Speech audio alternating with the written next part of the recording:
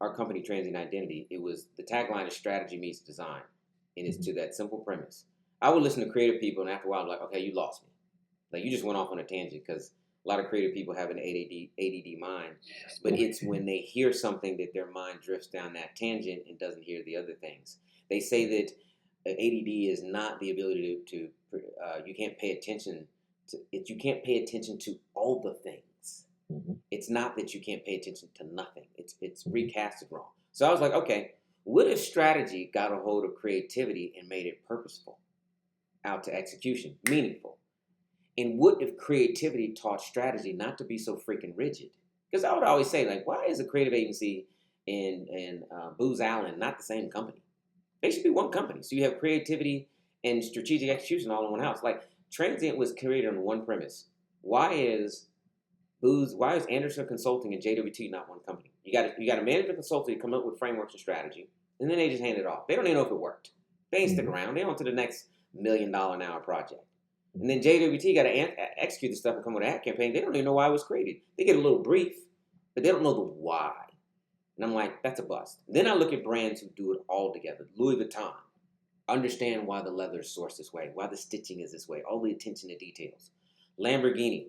You can't be a brand manager of Lamborghini if you don't understand the design between every element of it, from the key fob to the aero components to the carbotanium in the wheels. Everything is for a reason.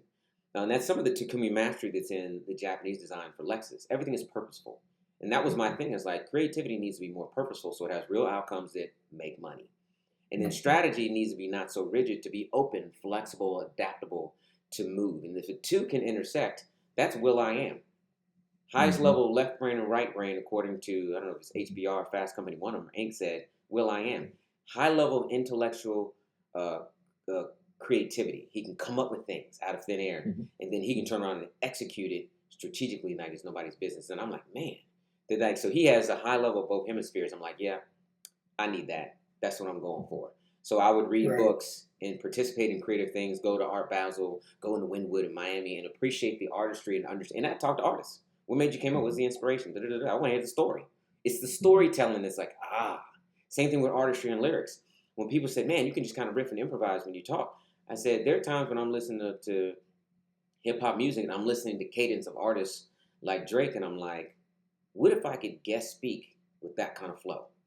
That would be amazing.